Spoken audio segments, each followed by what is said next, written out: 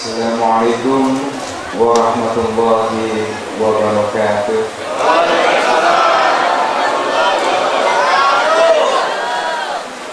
A'udzubillahi minasyaitonirrajim. Bismillahirrahmanirrahim. Alhamdulillahi wa kafa. Wassalatu wassalamu ala habibil mustafa wa ala alihi wa sahbihi wa dzurriyyati wa ummati ahli siddiqi wal wafa. Amma al-qurama wa ulama warisatul anbiya.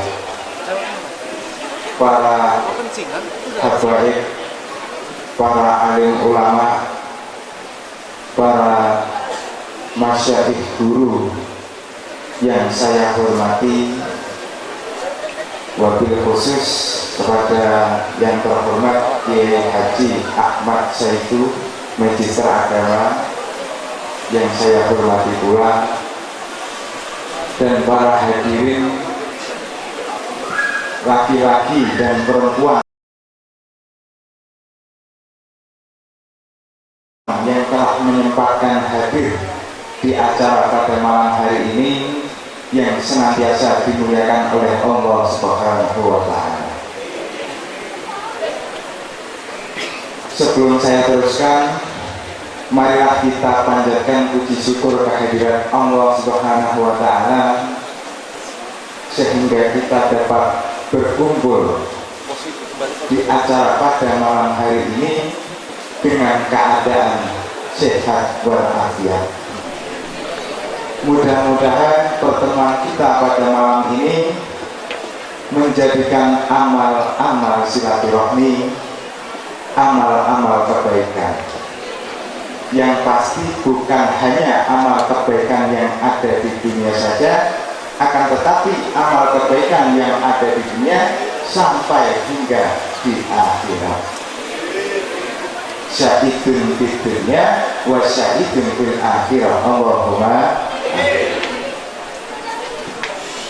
Tidak lupa kepada junjungan besar Nabi kita Nabi Muhammad Sallallahu Alaihi Wasallam yang selalu nuntun kita semua ini yang awalnya tidak tahu menjadi tahu,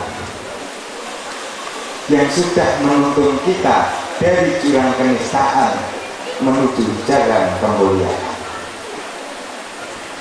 Nah, saya di sini bukan disebut saya itu ceramah, jangan ya. Saya di sini hanya sekedar bercerita saja. Karena bagi saya ceramah itu terlalu tinggi. Nah, saya di sini hanya ingin sekedar bercerita karena cerita tersebut bagian dari beberapa cara. Maka guru saya pernah berkata, umat yang paling paham dan memahami murad maksud dari Al-Quran ketika zaman Nabi Muhammad Sallallahu Alaihi Wasallam itu hanya Nabi Muhammad Sallallahu Alaihi Wasallam. Kemudian Nabi ngomong Al-Quran kepada para sahabat tidak paham murad maksudnya. Terus dijelaskanlah murad maksud dari Al-Quran yang disebut hadis. Jadi para sahabat ini paham sekali dengan hadis, yang dimana hadis tersebut adalah murad maksud dari Al-Quran. Nah, jadi umat yang paling paham dan memahami murad maksud dari hadis itu adalah para sahabat. Itu turun Pak, dari para sahabat turun ke tabi'in sampai tabi'in hingga kepada ulama. Itu adalah umat yang paling paham dan memahami murad maksud dari hadis. Berhubung ulama ini memiliki murid, ulama bercerita, ngomong sama muridnya, ngomong tentang hadis, muridnya tidak paham murad maksudnya. Terus dijelaskanlah murad maksud dari hadis tersebut yang biasa kita kenal disebut maqalah atau fatwa-fatwa para ulama. Nah, jadi fatwa para ulama itu adalah murad maksud dari hadis. Nah, berhubung saya ini adalah murid yang paling terakhir sendiri, maqalah tidak paham, hadis tidak paham, sampai kepada Al-Quran saya tampak tidak paham, maka cara guru saya itu lewat cerita. Karena dari cerita itu adalah bagian dari beberapa cara untuk mendekatkan murad maksud dari maqalah, murad maksud dari hadis, dan murad maksud dari Al-Quran. Nah, jadi saya pada malam hari ini akan bercerita yang tentunya tidak jauh dari tema yang telah dibantukan, yaitu meningkatkan cinta kita kepada Nabi Muhammad SAW dan menjadikan suri tauladan dalam kehidupan sehari-hari. Nah, sekarang gini permasalahan, bagaimana cinta itu bisa tumbuh? Itu kan suatu permasalahan. Bagaimana kita itu bisa mencintai? Cinta itu akan tumbuh bila mana kita mengenal. Maka langkah awal yang perlu kita pahami itu adalah mengenal dan menjadikan kebiasaan kepada diri kita. Jadi kenalilah dulu Nabi Muhammad SAW. Sebenarnya siapa beliau? Jadi Allah Subhanahu wa Ta'ala telah mengutus seorang hamba yang sangat mulia sekali yang dinamakan Muhammad SAW. Allah mengutus Nabi Muhammad dan diberikan tugas. Tugasnya apa, Bapak? Tugasnya Nabi Muhammad apa? Innamal bu'istu lil utami manakarimal akhlak, menyempurnakan dan memperbaiki akhlaknya manusia. Itu tugasnya Nabi. Satu-satunya tugas Nabi Muhammad hanya untuk menyempurnakan akhlaknya manusia. Di sini tidak ada Nabi mengajari hafalan kalimah, tapi akhlakul karimah. Sini poin. Nabi Muhammad diutus oleh Allah untuk menyempurnakan akhlak. Kemudian Allah memberikan suatu sarana. Nah, sarana itu yang dinamakan Al-Quran. Jadi Al-Quran itu adalah suatu sarana untuk menyempurnakan akhlaknya manusia. Jadi setiap Anda membaca Al-Quran, tidak pernah Anda temui satu juz, satu ayat, satu surah, satu huruf pun yang tidak mengandung akhlak. Itu tidak ada. Semua yang ada di dalam Al-Quran itu mengandung akhlak semua. Karena Al-Quran itu tadi apa? Suatu sarana untuk menyempurnakan akhlak. Berarti ketika kita membaca Al-Quran, sebenarnya itu tujuan Al-Quran diturunkan itu untuk apa?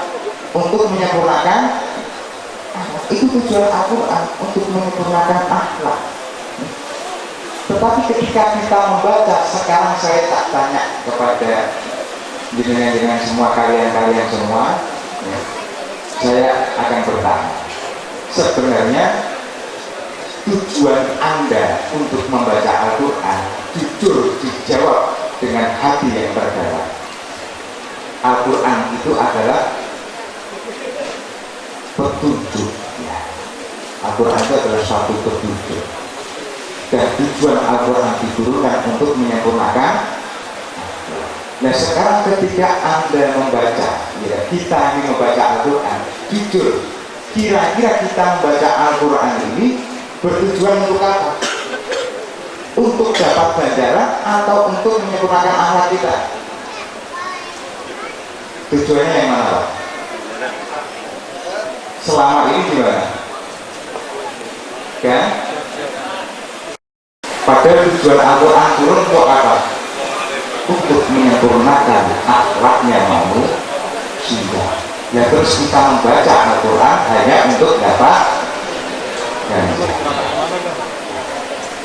Ya itu guru saya kan, itu sih ngajari siapa? Al-Quran itu tujuannya itu hanya untuk menyempurnakan akhlaknya manusia.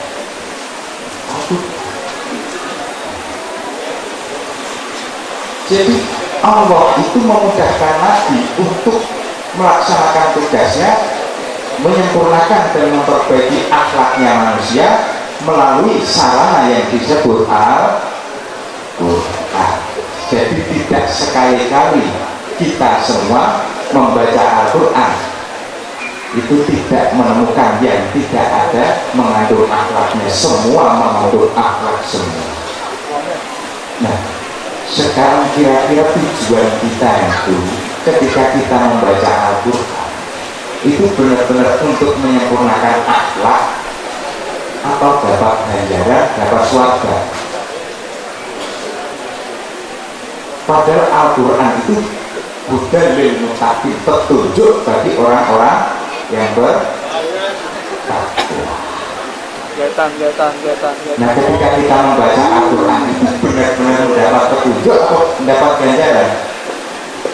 Kira-kira yang mana, Pak? Nah, ganjaran itu dapat manakala kita sudah melakukan, yang dimana tujuan Al-Quran tersebut adalah untuk menyempurnakan akhlak. Ketika kita akhlaknya baik, tidak usah mikir ganjaran akan turun sendiri. Tapi daripada kita membaca Al-Quran, kita menghafal, kita bicara dengan kenyataan ada yang ada di dunia ini. Banyak orang yang membaca Al-Quran, ya. Banyak juga yang hafal walaupun satu ayat, dua ayat, ya. Banyak sekali yang hafal. Sekarang saya tanya, petinggi-petinggi negara kira-kira hafal nggak dengan pasal-pasal? Hafal nggak? Membaca nggak pasal-pasal itu? Dibaca ya? Dibaca. Tapi sekarang saya tanya, masih ada yang korupsi, Pak? Karena tidak paham tujuan pasal itu dibuat. Sama seperti kita ketika kita membaca Al-Quran tidak paham sebenarnya tujuan Al-Quran turun itu untuk apa? Untuk menyempurnakan akhlak kita, mendapatkan. Tidak memungkiri orang yang membaca Al-Quran bisa tetap melakukan maksiat karena tidak paham gunanya Al-Quran. Nah, maka di sini saya gali sedikit lebih dalam nih, Pak. Nah, itu jadi Nabi, ya. Setiap Anda membaca Al-Quran semuanya akhlak semua. Tujuan Nabi untuk menyempurnakan akhlaknya manusia, ya. Tidak sekali-kali Nabi turun untuk selain hal itu. Nabi turun hanya untuk menyempurnakan akhlak.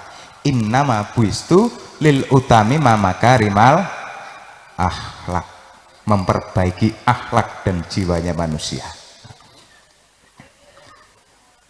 Nah, akhlak itu, ya, di dalam Al-Quran itu adalah banyak sekali firman-firman Tuhan yang berupa perintah, termasuk sholat. Sholat itu adalah perintah Tuhan. Nah, jadi ketika kita sholat yang sering kita alami, kita masih tergambar-gambar nggak bayangan-bayangan? Ya, masih tergambar-gambar nggak, Pak? Kadang ketika kita sholat, wah, ingat sandalnya, ya, ingat istrinya, ingat utangnya, ya nggak, Pak? Nah, ketika kita sholat, kira-kira pengen nggak gambaran itu hilang? Pengen nggak bisa khusyuk? Jadi gini caranya, menurut guru saya, ya. Jadi begini, ketika kita main becekan, itu kita kotor nggak sih Pak? Kotor ya, kotor. Terus ketika kita mandi, kotoran yang keluar itu banyak nggak? Banyak ya, karena kita habis main becekan. Terus ketika Anda selesai mandi kan bersih ya, seneng nggak dibersihin badannya? Seneng. Nah terus setelah mandi Anda main kotoran lagi, kira-kira ketika mandi kotorannya keluarnya banyak lagi nggak Pak? Banyak lagi. Terus bagaimana supaya kotoran itu hilang? Anda jangan main kotoran lagi.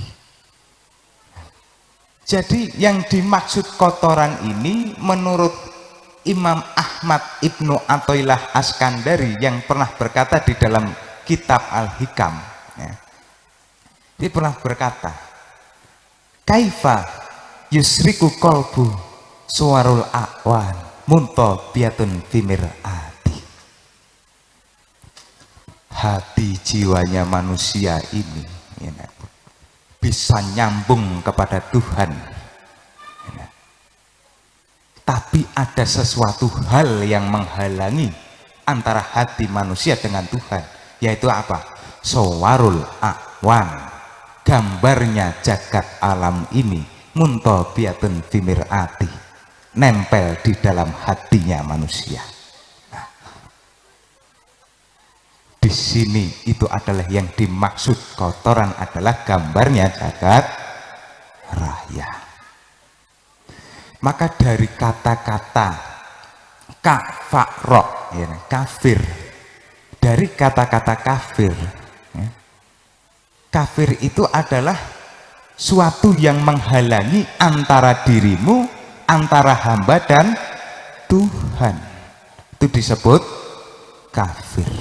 Nah, jadi kita tidak membahas masalah agama, tidak ya, tapi kita membahas masalah manusia. Yang disebut kafir itu adalah manusia yang tertutup, yang terhalangi di dalam dirinya dengan Tuhan. Nah, suatu penghalang ini itu ada yang wujud bisa dilihat dari mata dan ada yang tidak bisa dilihat dari mata. Itu namanya suatu penghalang yang menghalangi. Nah, contoh suatu hal yang bisa dilihat dari mata, ketika saya di kamar ya, Anda bertamu ke rumah saya tapi saya masuk di dalam kamar, Anda bisa melihat saya enggak? Tidak bisa. Berarti ada sesuatu hal yang wujud untuk yang menutupi antara diri jenengan dan saya. Lah sesuatu yang menutupi itu disebut apa? Tembok.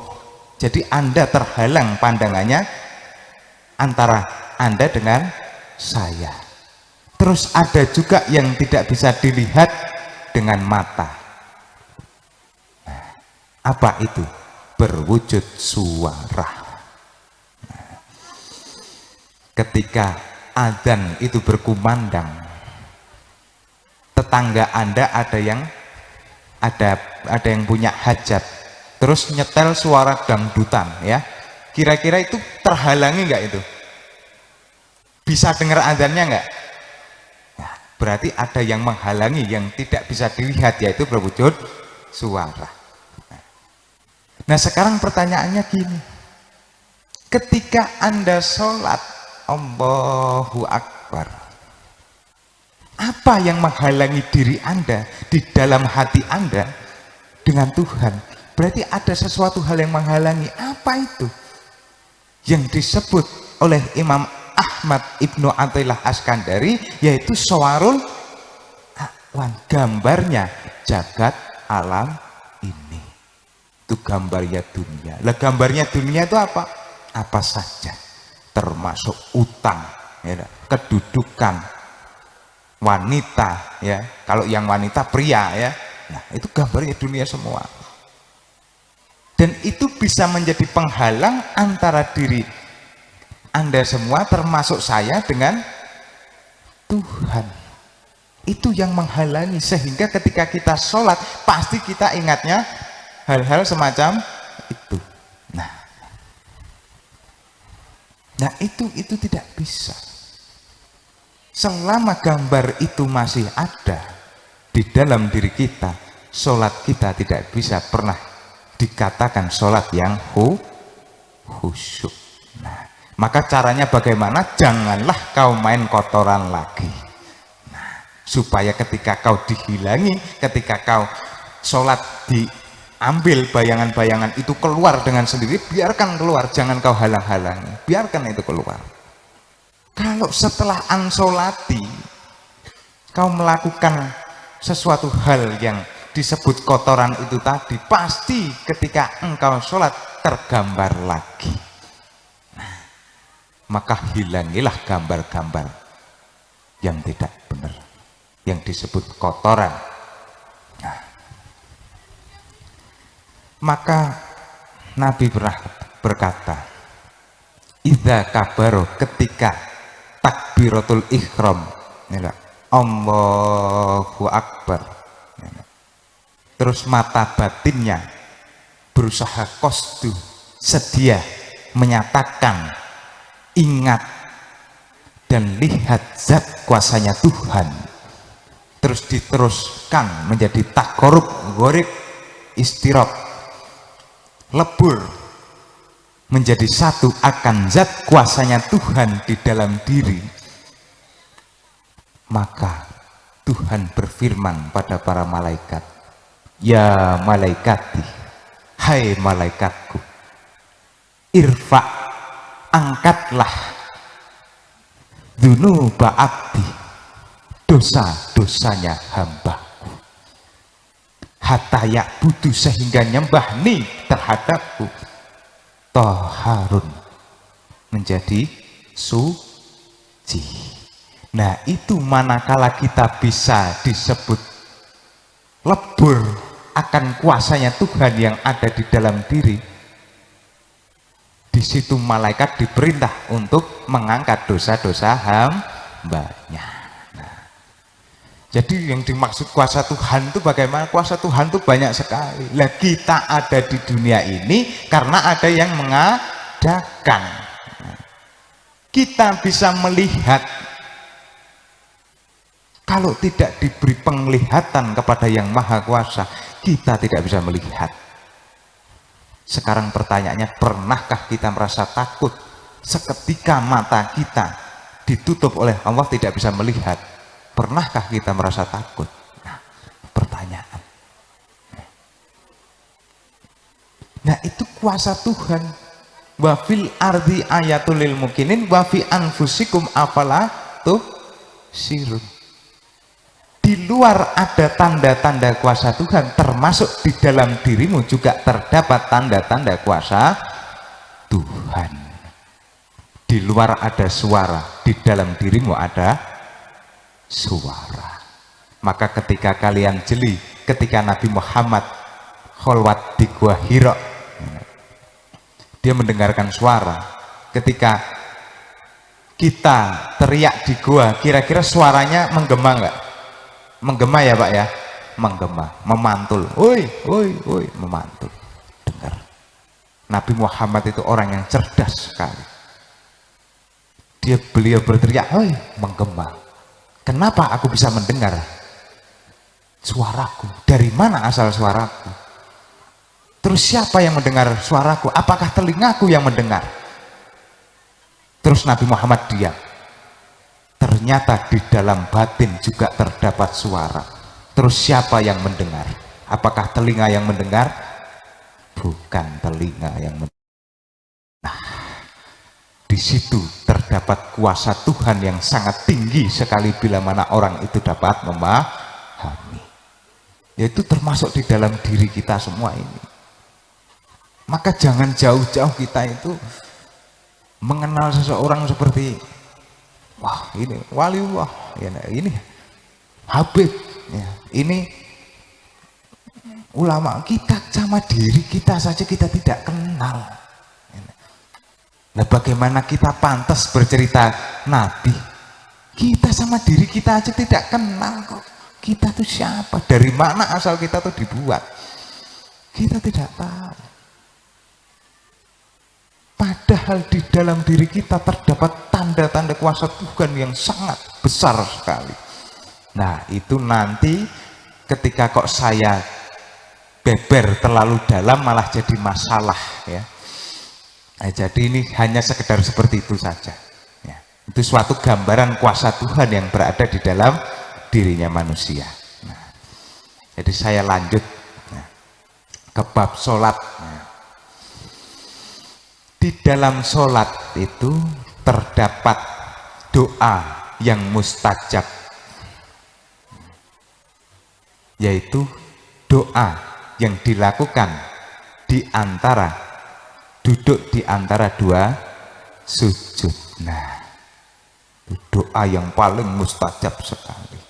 Nah, dan doa tersebut hanya Nabi Muhammad SAW yang mendapatkan ijazah dari Tuhan. Itu doa Rabbi firli warhamni wasburni dan seterusnya. Nah,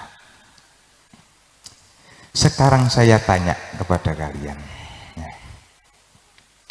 ketika Anda meminta kepada orang tua, itu sebenarnya Anda itu benar-benar meminta atau merintah?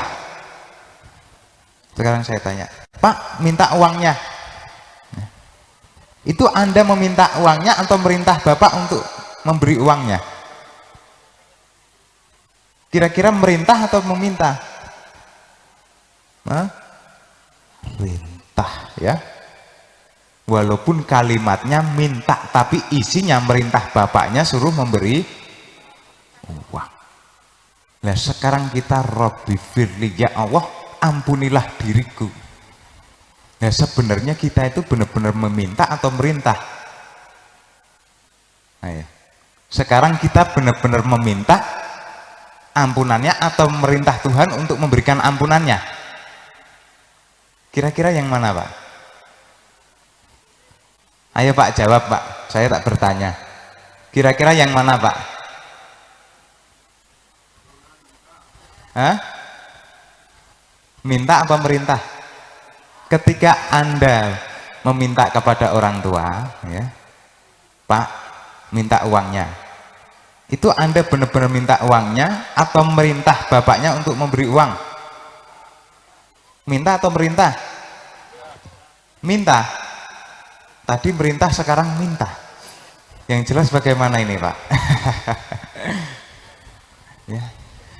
Di kalimat Anda ucapkan itu meminta, tapi batin Anda pasti merintah orang tua Anda untuk memberikan uangnya segera. Jujur, iya apa enggak Pak? Nah sekarang ketika Anda dengan Tuhan, Rabbi firli, ya Allah ampunilah aku. Jujur di dalam hatimu itu benar-benar meminta kepada Tuhan atau merintah Tuhan untuk memberikan maafnya? Sekarang yang mana Pak? Bingung ya Pak? Ini memang ngajinya nggak enak Pak ya, jadi bikin bingung orang ya. Mohon maaf ini Pak ya. Ini kira-kira bagaimana Pak? Tuhan itu tidak sekali-kali mau diperintah oleh hambanya, pasti Tuhan balik merintah. Nah, maka Tuhan bertanya, ya Allah ampunilah diriku ya. Kalau aku ampuni engkau, mau buat apa ampunanku? Nah Tuhan bertanya seperti itu. Nah kalau kau tak berikan ampunan, mau buat apa ampunanku?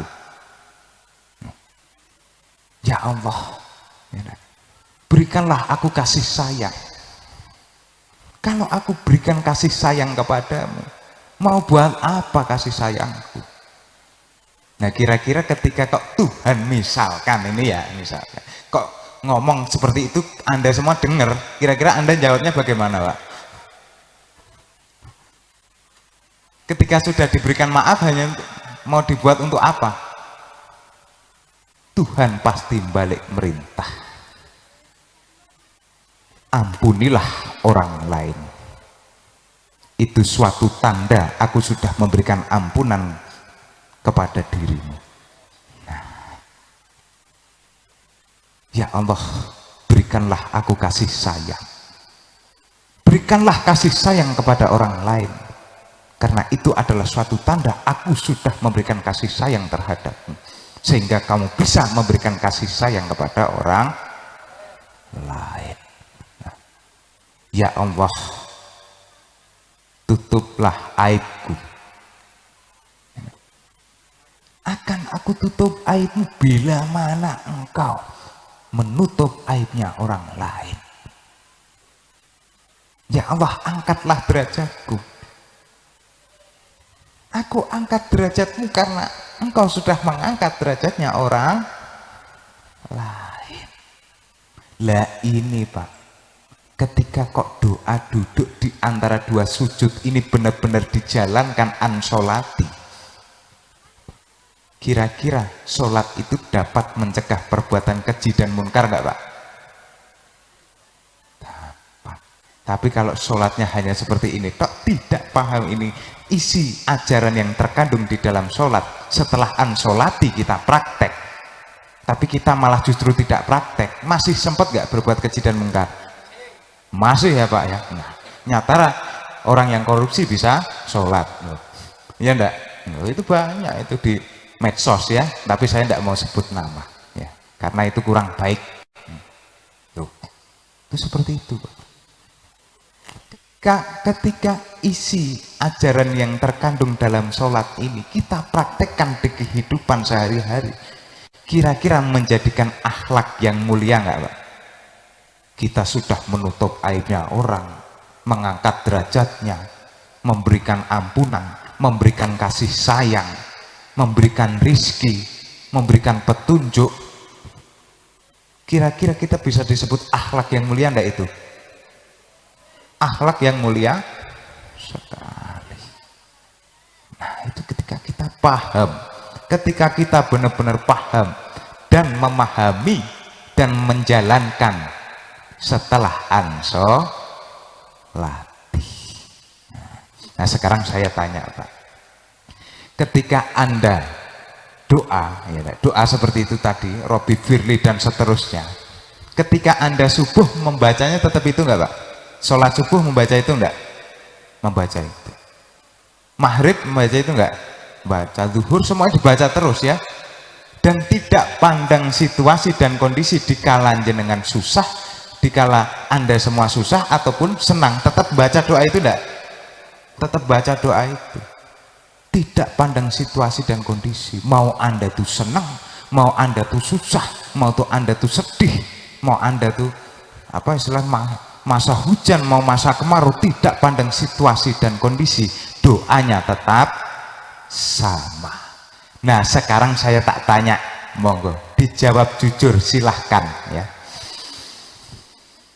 Kira-kira Anda itu tadi sudah melakukan sholat, doanya itu tidak pandang situasi, tetap begitu terus secara istiqomah. Dan sekarang saya tanya kepada Anda semua, kira-kira ketika kalian memberikan maaf kepada orang lain, itu mandang situasi apa enggak? Gimana? Padahal tadi sudah disebut ya, ketika sholat Anda tidak mandang situasi, mau sedih, mau senang, mau apa bahagia, mau susah, mau kaya, mau miskin, tetap doanya sama ya. Nah, tapi ketika Anda memberikan maaf kepada orang, kira-kira ketika Anda susah tetap bisa memberikan maaf apa enggak? Apa pas seneng tok? Apa pas seneng doang Pak? Kira-kira Anda ketika memberikan maaf mandang situasi enggak? Ayo. Nah, ayo kita sama-sama semuanya, bareng-bareng semua, termasuk saya sendiri.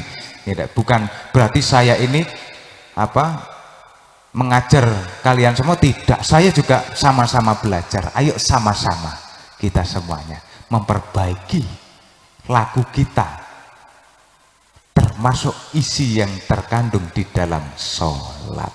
Nah, itu paling penting sekali sholat. Robbi firli warhamni wasburni warfani. Ketika itu dijalankan, maka kalimat inna sholata tanha anil fasya'i wal munkar itu benar-benar terucap. Sesungguhnya sholat itu dapat mencegah perbuatan keji dan munkar. Lah bila mana kita memahami ajaran-ajaran yang terkandung dalam sholat dan melakukan, jadi tidak ada sejarahnya kok dibayar dengan kalimat saja itu selesai, tidak ada. Ya, semua harus butuh perilaku, tidak hanya sekedar di lisan. Ya. Anda bisa sholawat, bisa, boleh, bagus itu, sholawat itu bagus sekali. Cuma laku Anda itu yang dipertanyakan, yang dipertanggungjawabkan itu lisannya ya. Anda sudah membaca sholawat, tapi perilakumu benar-benar menyontoh nggak seperti yang Nabi ajarkan? Lah itu jadi masalah kan ya. Nah itu loh Pak pentingnya. Lah kalau sholat surga bisa dibayar dengan ucapan, ya kasihan orang bisu, nggak masuk surga semua ya. Nah itu masa orang bisu suruh masuk neraka semua, ya nggak mungkin ya Pak ya. Iya. Barang siapa yang meninggal bisa ngucap la ilaha illallah Muhammad Rasulullah dakhalal jannah, dijamin surga. Lah berarti orang bisu ketika meninggal nggak bisa ngucap terus masuk neraka semua gitu? Ya nggak bisa, karena itu butuh namanya perilaku. Nah itu lah, Nabi itu dijadikan suri tauladan itu karena perilaku, bukan karena omongannya tok ya, omongannya doang, tapi perilakunya benar-benar membekas. Nah sekarang kan gini, di dalam sholat itu tadi duduk di antara dua sujud itu, sebelum kita memohon kepada Tuhan, kita tunduk dulu kepada Tuhan, nurut dulu kepada Tuhan ya. Maka diartikan sujud itu adalah penghambaan diri, itu nurut kepada Tuhan, tunduk kepada Tuhan. Sekarang saya tanya, ketika Anda menjadi seorang anak, terus Anda memiliki orang tua ya, orang tua itu sedang memperbaiki rumahnya itu bocor ya. Nah terus anak itu tidak membantu orang tua, malah diem aja. Orang tuanya, bapaknya lagi benerin itu, tapi anaknya diem aja.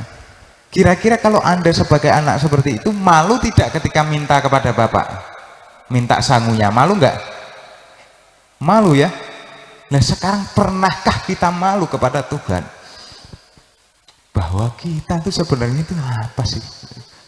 Bener nggak lagu kita itu? Loh, yang gitu tuh Pak.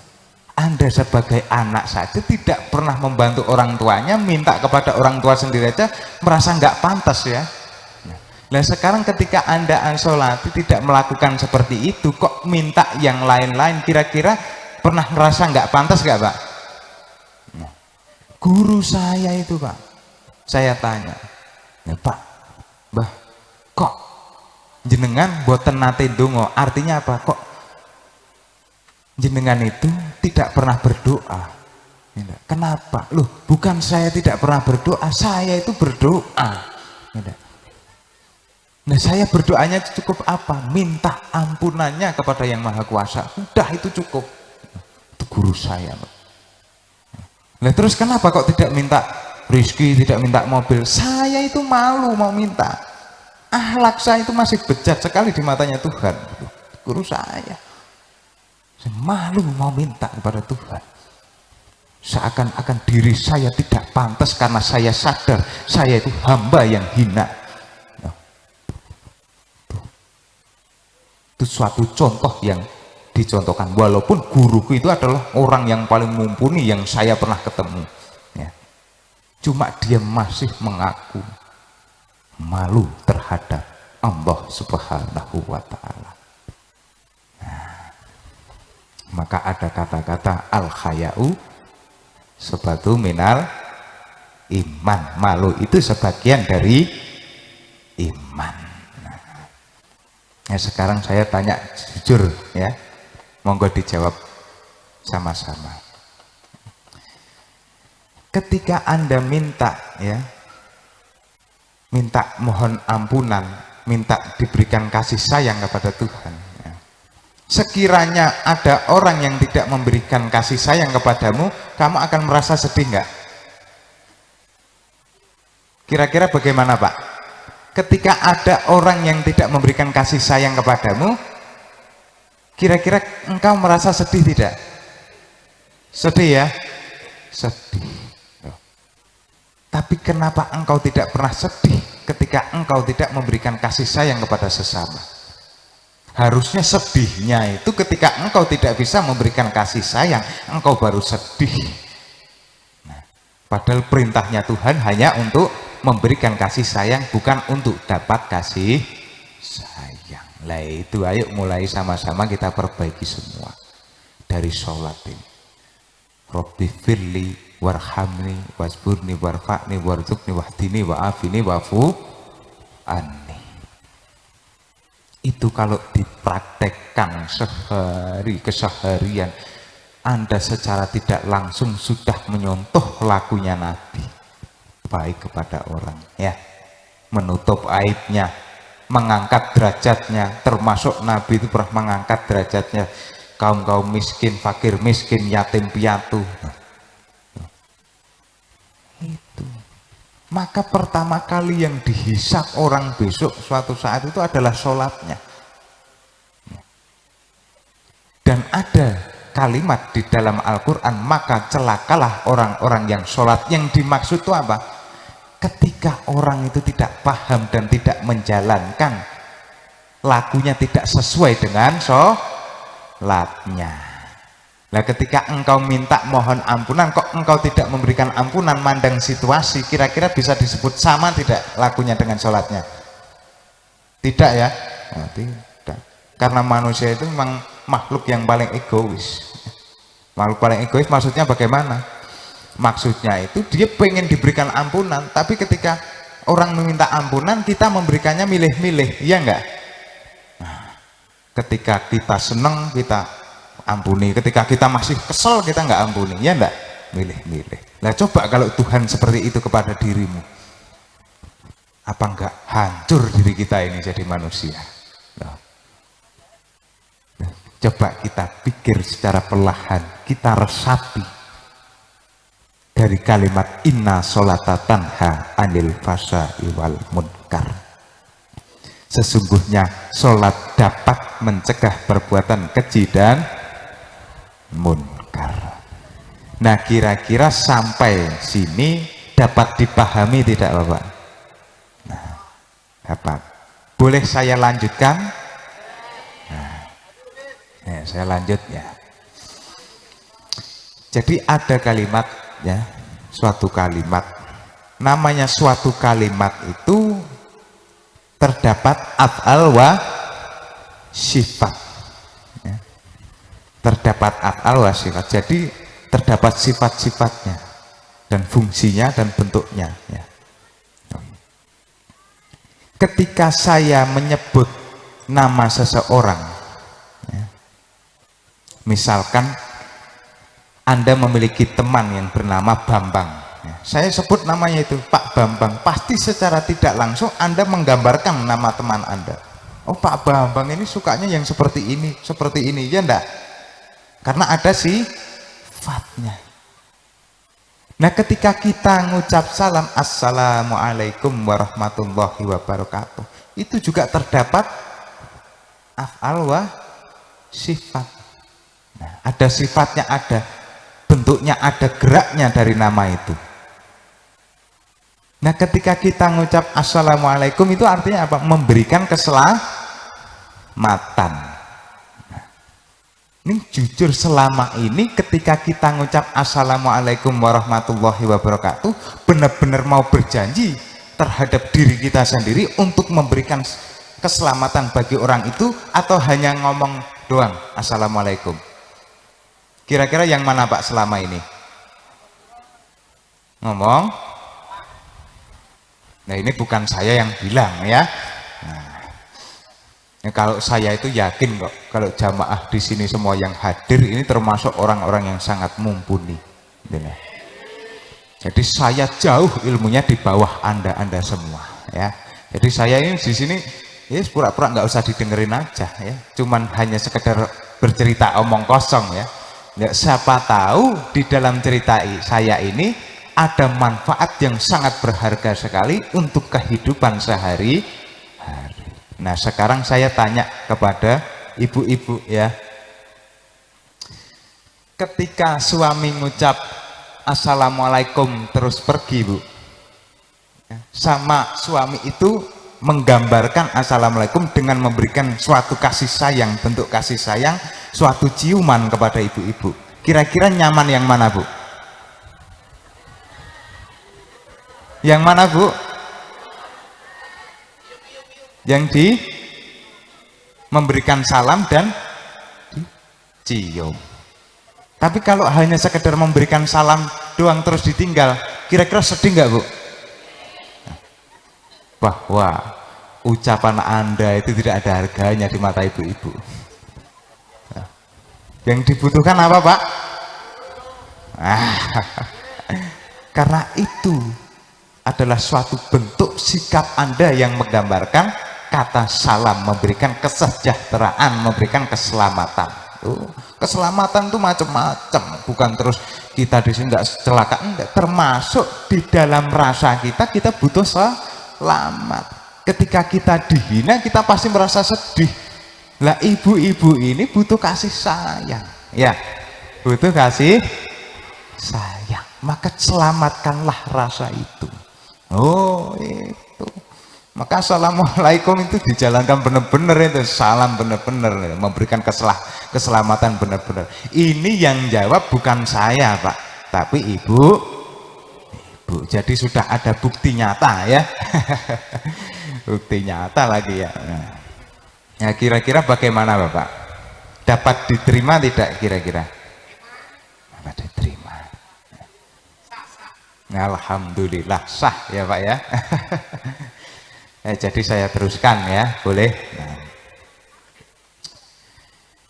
di dalam hati manusia itu mengandung dua perkara, ada hak dan batil, mengandung dua perkara.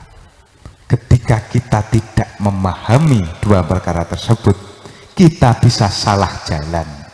Nah, maka bisa disebut kita tersesat.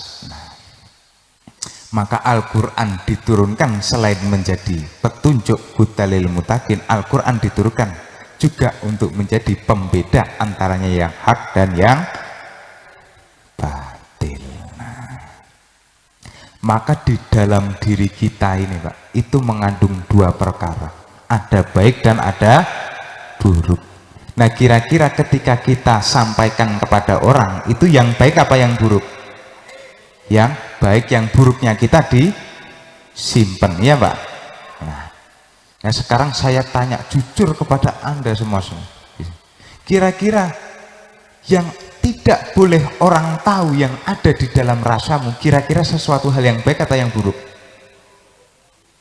Yang buruk. Yang baik yang dikeluarkan.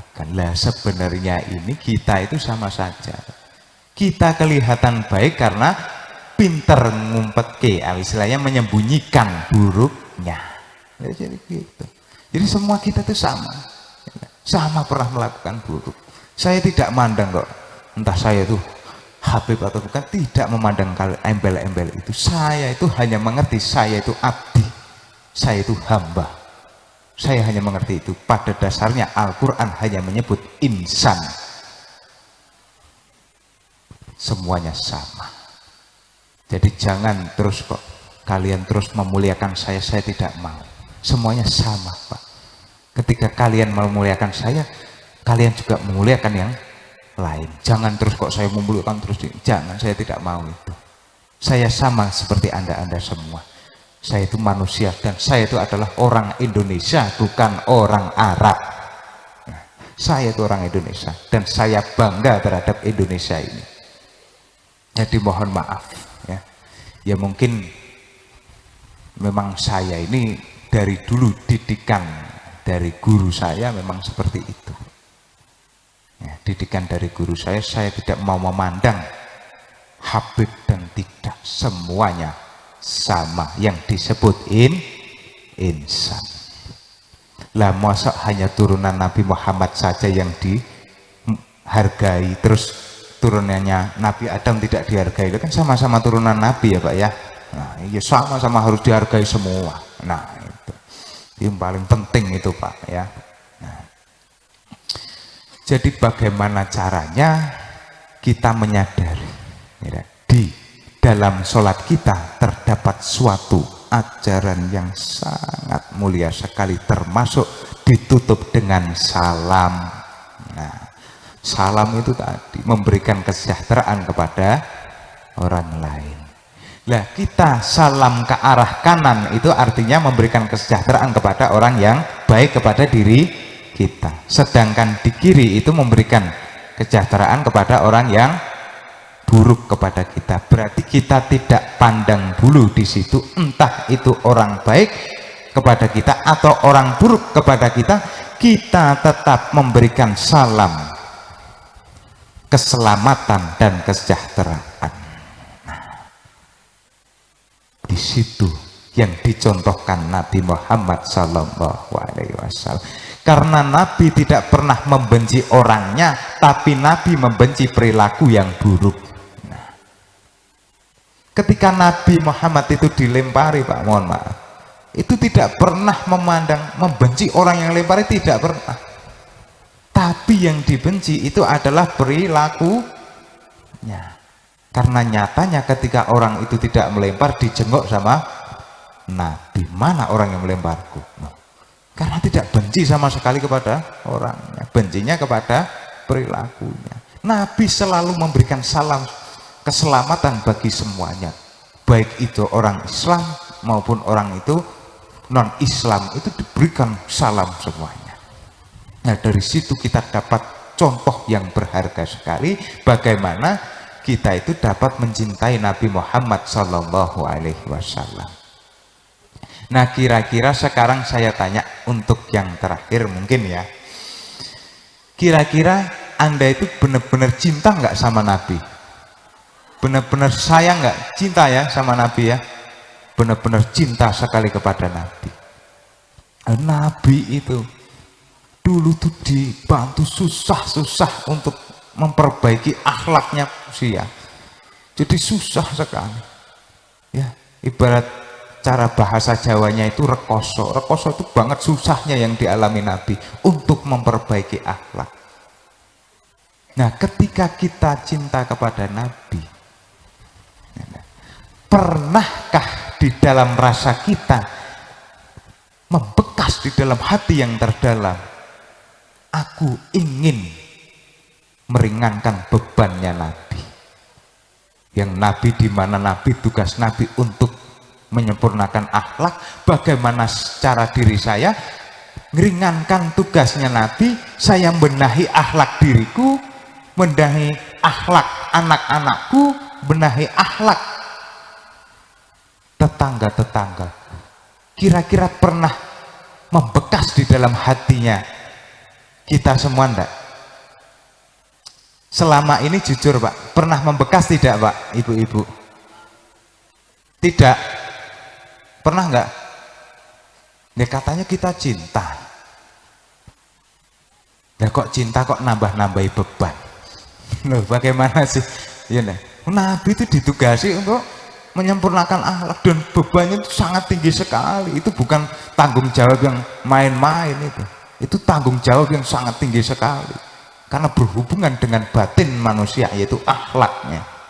Loh, tugasnya bukan main-main. Lah kita selaku umatnya, pernah tidak kita merasa benar-benar di dalam hati diri kita, aku ingin meringankan tugasnya Nabiku. Aku selaku umatnya, aku ingin memperbaiki akhlakku, ingin memperbaiki akhlak anak-anakku, ingin memperbaiki akhlak tetangga-tetanggaku. Kira-kira pernah merasa seperti itu enggak Pak? Jujur, selama ini pernah merasa seperti itu enggak? Pernah? Alhamdulillah ya. Kalau jamaah sana Pak, yang jauh sekali sana, bukan sini, itu enggak pernah merasa seperti itu. Baru ketika saya ngomong baru kerasa. Ya, itu jamaah sana yang jauh ya. Kalau sini itu wah, saya akuni istimewa semua, top semua ya, Pak ya. Istimewa. Pokoknya jenengan itu lebih tinggi daripada saya. Saya itu tidak ada apa-apanya. Ya. Masalah ilmu itu saya itu jauh di bawah jenengan-jenengan semua. Nah, dari situ ayo kita sama-sama benahi akhlak di dalam diri kita, termasuk yang diajarkan sholat itu tadi. Karena pada dasarnya ketika kita sholat itu bertujuan untuk inna sholata tanha anil fahsya'i wal munkar. Sesungguhnya sholat mencegah perbuatan keji dan munkar. Berarti ketika kita sholat tujuannya untuk apa?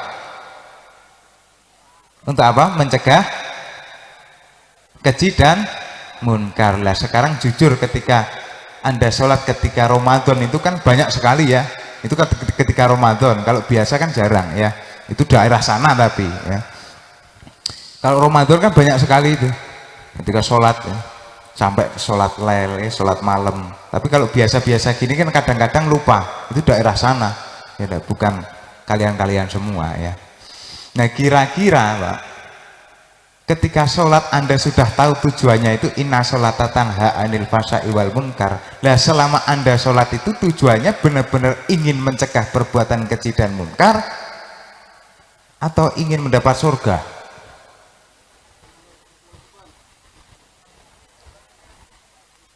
Kira-kira yang mana Pak?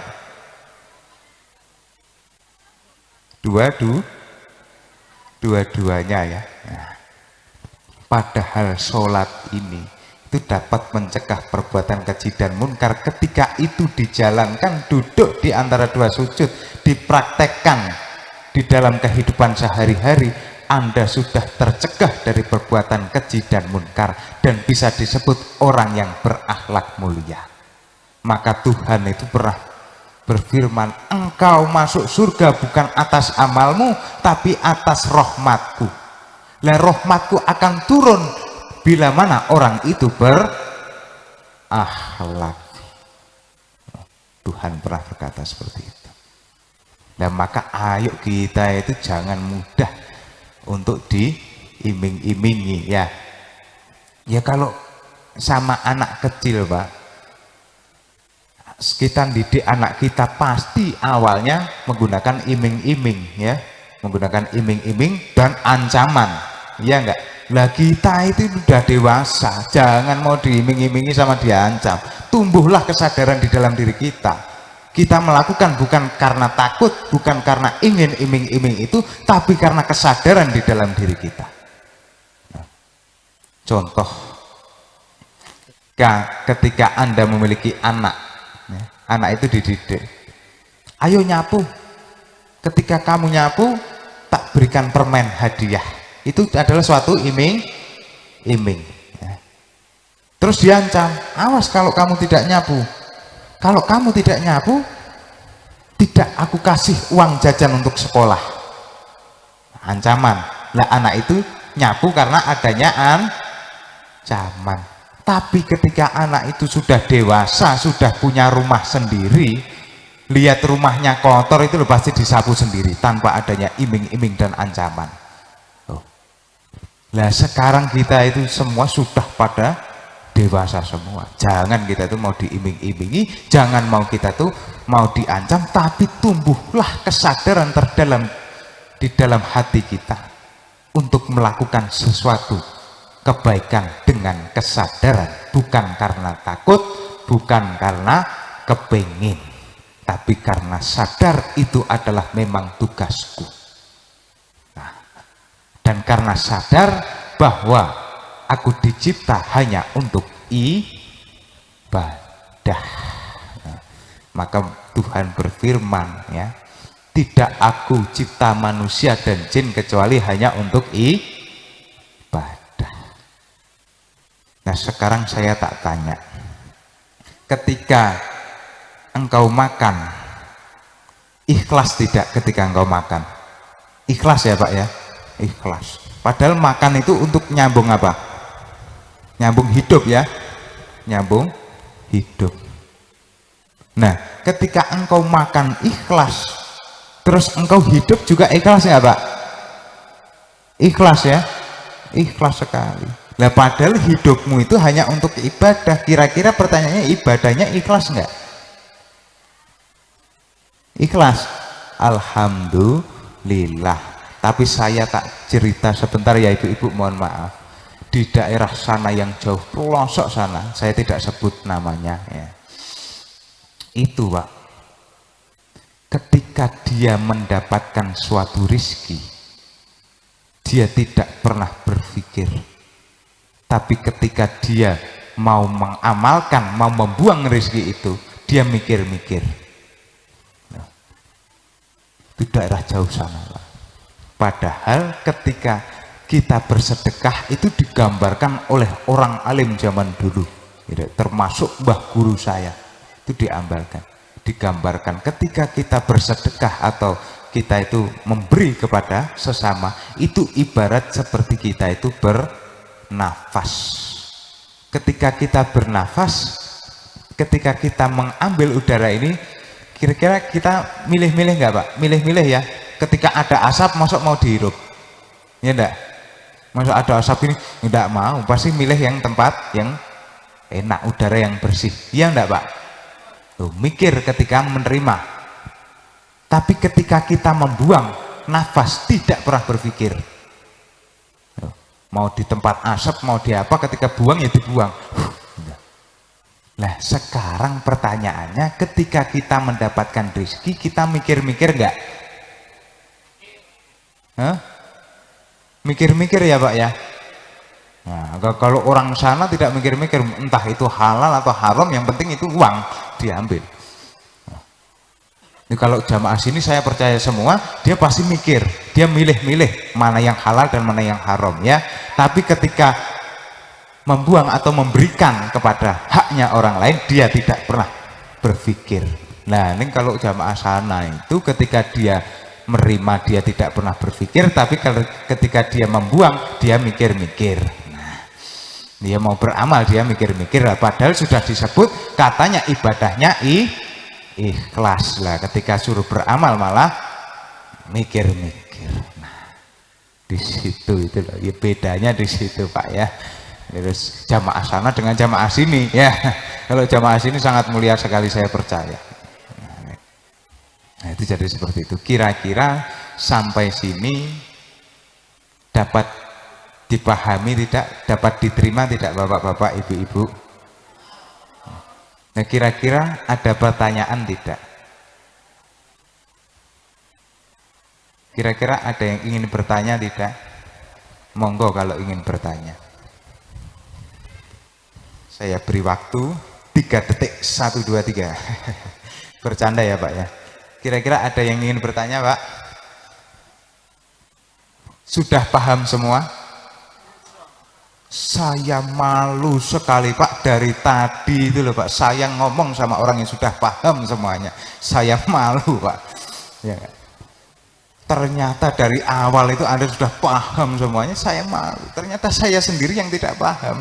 Di sini ini sekian banyaknya orang, saya sendiri yang tidak paham. Nah, bedanya. Kira-kira bisa diterima semuanya ya Pak ya? Alhamdulillah. Kira-kira mau ditutup apa lanjut? Lanjut Bapak. Masya Allah. Alhamdulillah. 1 jam lagi ya. Waduh. Lanjut Pak. Lanjut. Besok libur. Oh iya. Ya. Nah sekarang saya tak buka pertanyaan dulu. Kira-kira ada yang ingin bertanya atau tidak? Bertanya, monggo. Ada mic enggak Pak?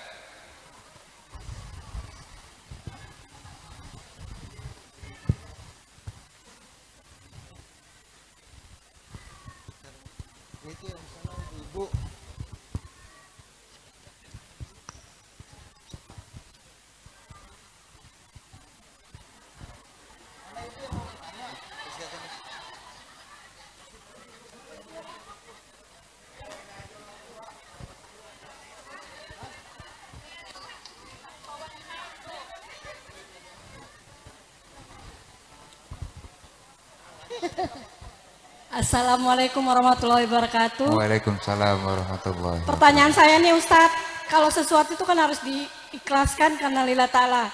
Terus kalau misalnya ilmu seorang Ustadz harus dibayar segini gitu untuk ceramah, gimana? Saya setuju. Pertanyaan sangat istimewa sekali itu. Dan saya sebenarnya ingin membahas itu. Nah, itu. Sebelumnya saya ingin membahas itu. Ya.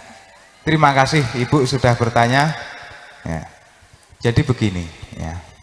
Pada dasarnya di surat Yasin, ya, di surat Yasin, ya, kalau nggak salah ayatnya ayat berapa ya? 21 atau berapa ya? Jadi, ikutilah orang-orang yang tidak meminta imbalan kepadamu. Jawabannya itu di situ, Bu. Ikutilah orang-orang yang tidak minta imbalan kepadamu. Orang zaman dulu kala, orang yang benar-benar mumpuni, dia tidak pernah minta atau pasang tarif.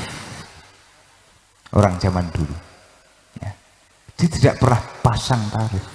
Tapi kalau dikasih dia terima, tapi kalau tidak, dia tidak pernah meminta. Nah, bedanya orang-orang zaman dulu dengan orang-orang sekarang, mungkin orang-orang sekarang lebih mumpuni, maka berani untuk meminta, ya. Tapi kalau orang zaman dulu tidak, karena sadar Nabi tidak suka orang yang meminta-minta. Orang zaman dulu. Karena pada dasarnya di kitab Minhajul Muta'alim itu orang dasar-dasar untuk menjadi guru itu dia memiliki sifat yang ikhlas. Artinya dia tidak pandang entah mau dibayar atau tidak.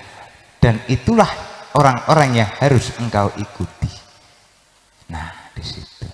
Ya saya tidak bukan berarti kok saya membenci orang-orang yang pasang tarif, tidak. Ya, ya, tidak, karena orang itu beda-beda ya. Cuma kalau versi saya merujuk jawaban itu yang berada di dalam Al-Quran surat Yasin ayat 21. Ikutilah orang-orang yang tidak minta imbalan kepadamu.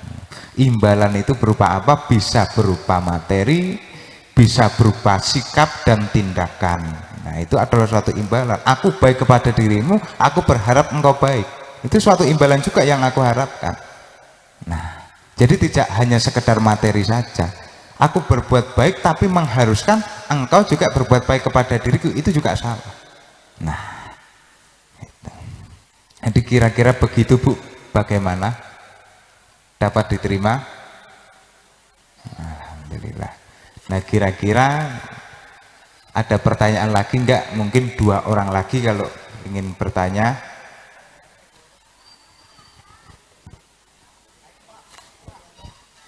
Ya, mana?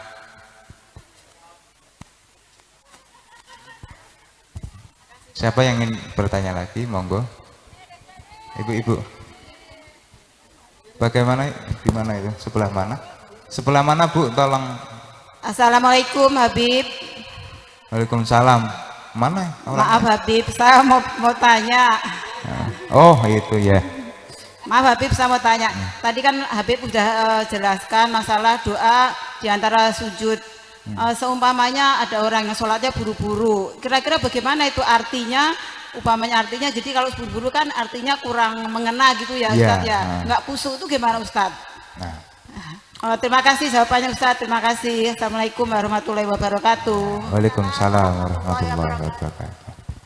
Terima kasih juga Ibu telah bertanya. Jadi sholat itu tidak boleh diperlambat dan tidak boleh dipercepat, harus tumak ninah. Ya maksudnya harus bacaannya gitu, segitu, jangan terus baca Bismillahirrahmanirrahim, amin, jangan seperti itu, tidak boleh. Tetap kita bicara Bismillahirrahmanirrahim, Alhamdulillahirabbil alamin. Karena itu dari situ, Bu, perlahan-lahan, tidak boleh dicepatkan. Wong kita sholat saja, ya, itu cuma beberapa menit doang kok, Bu. Cuman beberapa menit itu sudah selesai. Kalau dihitung-hitung waktu kita dengan dunia dan Tuhan, itu banyakkan dunia, Ibu. Ya, kita sholat cuma berapa jam doang dalam sehari? Nggak ada 1 jam, ya, nggak ada 1 jam itu sudah selesai. Padahal kita hidup itu selama 24 jam. Maka jangan engkau percepat sholat itu, nikmatilah di dalam sholatnya.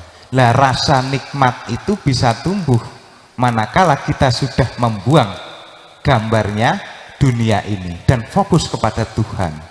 Dan disitulah nikmat itu akan muncul, yang itu disebut khusyuk. Nah, khusyuk itu jadi bukan berarti kita tuh tidak mengingat apa-apa, itu bukan, ya, bukan seperti itu. Kalau kita khusyuk itu tidak mengingat apa-apa, kita lupa rokaatnya, Bu, ya, lupa rokaatnya. Jangan-jangan maghrib malah pakai kunut, ya, dikira subuh, ya kan. Nah, gitu. Jadi bukan seperti itu, tapi benar-benar merasakan kuasa Tuhan di dalam diri kita, bahwa saya ini sedang berhadapan dengan Tuhan dan saya melakukan ini atas perintah Tuhan. Di situ kita harus sadar dulu. Nah, jadi bukan berarti terus tidak mikir apa-apa, itu ya bukan. Nah, itu yang disebut khusyuk. Nah, ketika nikmat itu akan tumbuh di dalam sholatnya, nggak mungkin cepat toh. Kalau kita sudah bisa nikmati di dalam sholat ini nggak mungkin cepat. Pasti kalau bisa tambah lagi sholatnya, karena kita nikmat. Jadi ayo kita rubah nikmat yang biasanya kita nikmat yang buruk-buruk, ayo kita alihkan nikmat yang baik. Nah, kira-kira seperti itu, Ibu. Bagaimana, Ibu, dengan jawabannya? Apa ada yang ditanyakan lagi? Sudah? Nah, kira-kira dari bapak-bapak ada yang bertanya tidak? Ya.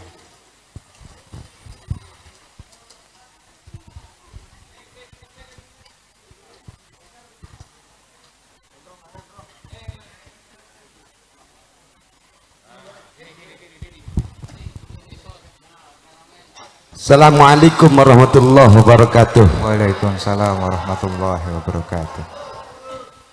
Bib, mohon maaf, bagaimana cara ketika sholat ada barang yang hilang, tapi pas takbiratul ihram Allahu Akbar ingat itu barang, bagaimana mengatasi hal seperti itu? Terima kasih. Assalamualaikum warahmatullahi wabarakatuh. Waalaikumsalam warahmatullahi wabarakatuh.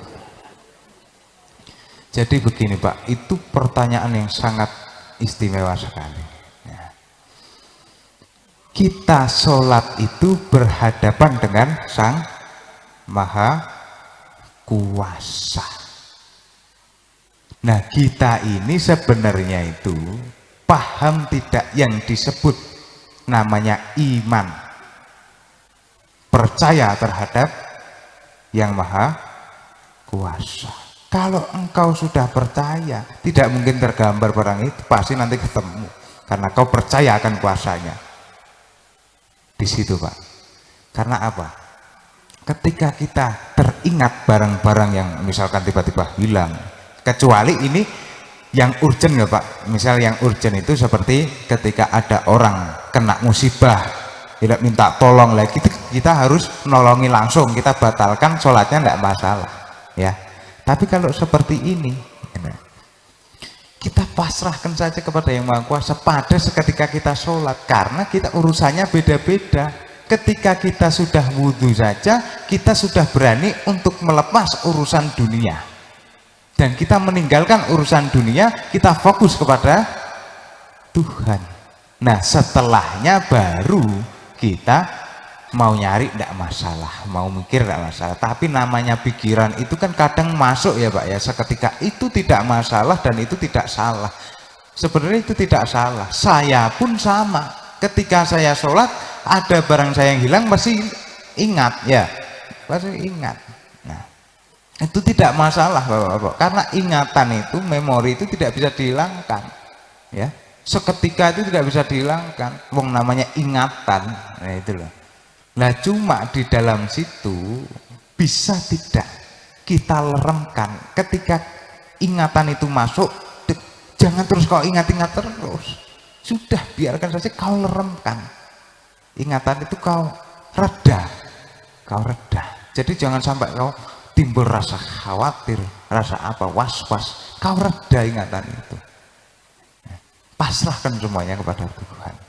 Karena ketika kita takbiratul ihram, Allahu Akbar, kita sudah pasrah total kepada Tuhan. Di situ kita pasrah sekali dengan Tuhan. Nah, kita itu mengucap Allahu Akbar, padahal setiap asma itu mengandung af'al wa sifat. Nah, Allahu Akbar itu Allah Maha Besar. Nah, pernahkah ketika kita Allahu Akbar kok kita merasa besar? Itu salah sekali. Seolah-olah kita itu bisa menemukan barang tersebut, ya, seolah-olah kita bisa mencari, padahal semua usaha kita itu asalnya dari mana? Kalau Tuhan tidak menghendaki, kita tidak bisa apa-apa. Seperti itu. Karena pada dasarnya apa?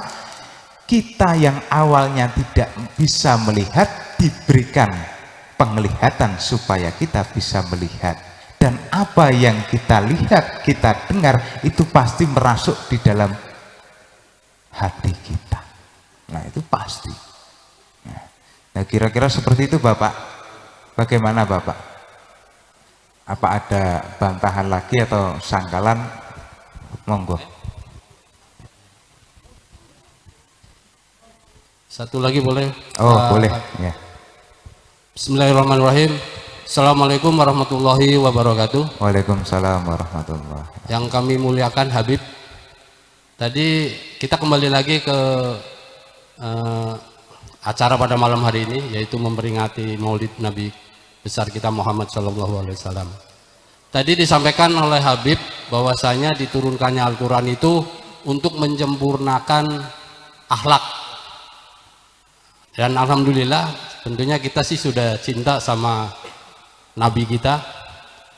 Cuman permasalahannya sekarang kita untuk mencintai Al-Quran itu sendiri zaman sekarang itu udah mulai surut gitu Habib.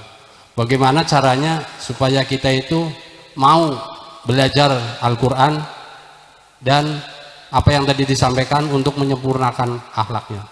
Itu aja, terima kasih. Assalamualaikum warahmatullahi wabarakatuh. Waalaikumsalam warahmatullahi wabarakatuh. Sebenarnya ini pertanyaan yang mudah, cuma jawabannya susah. Jadi bagaimana cara kita mencintai Al-Quran?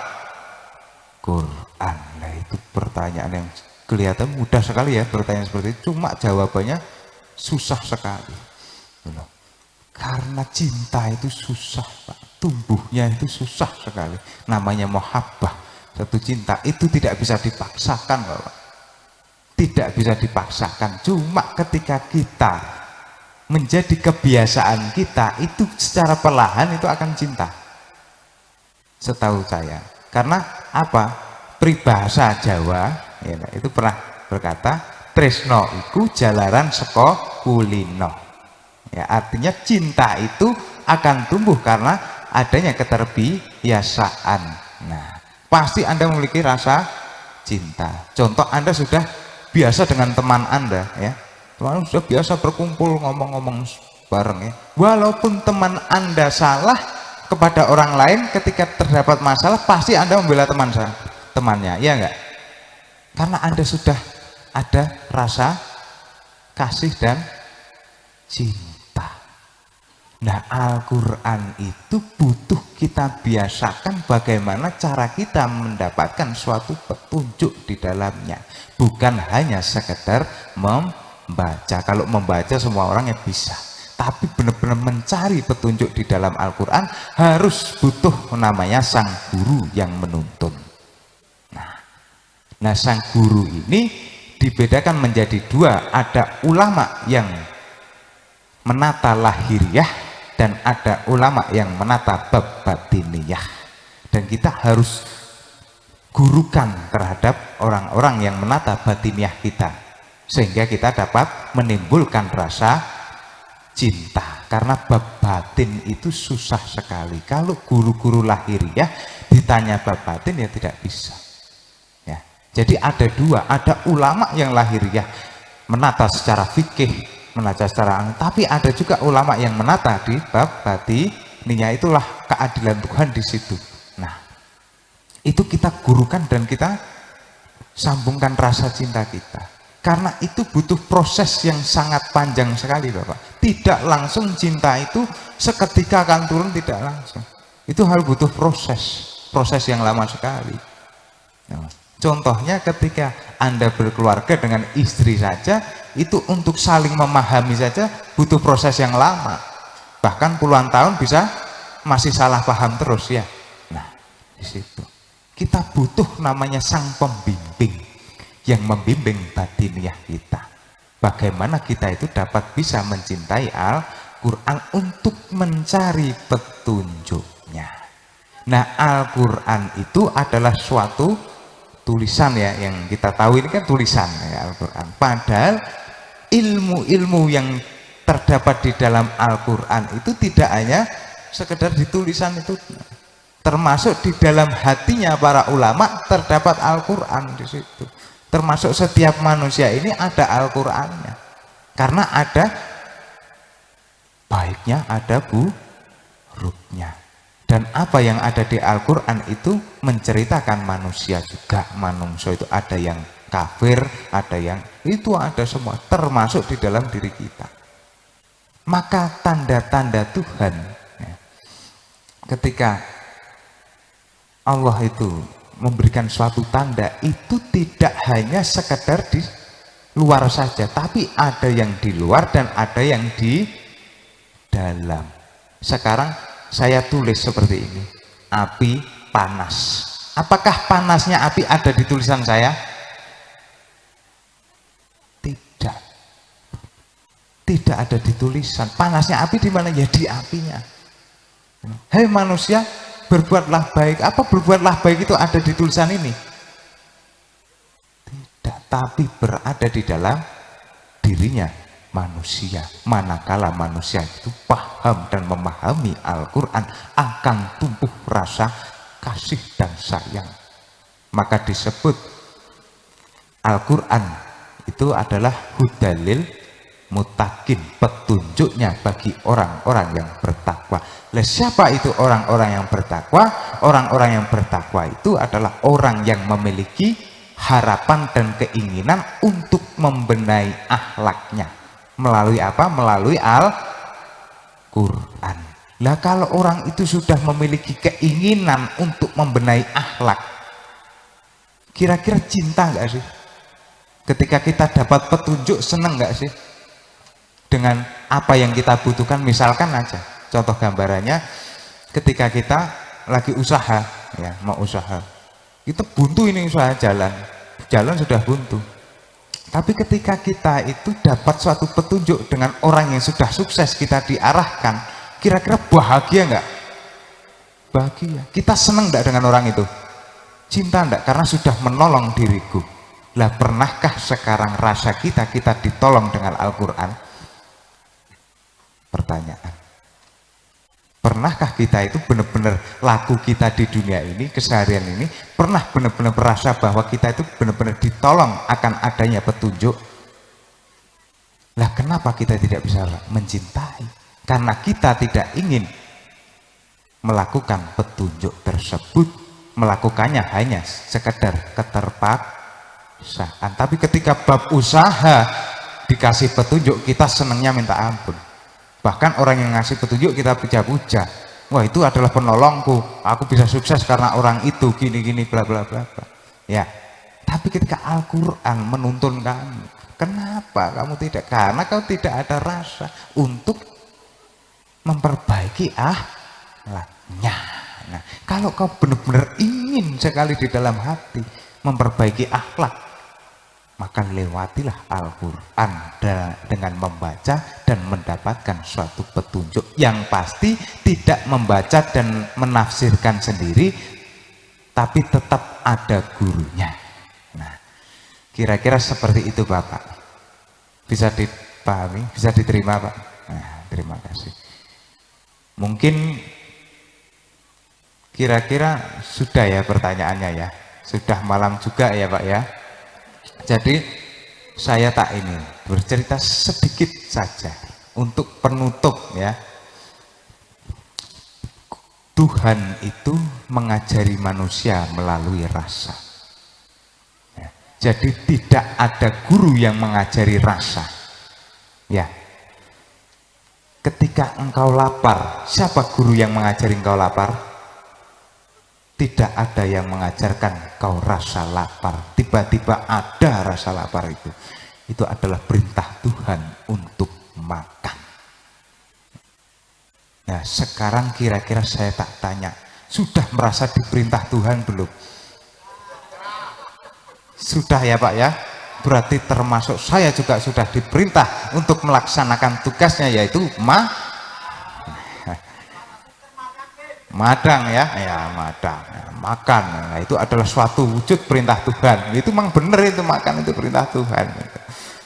Untuk memenuhi hidup dan untuk ibadah ya.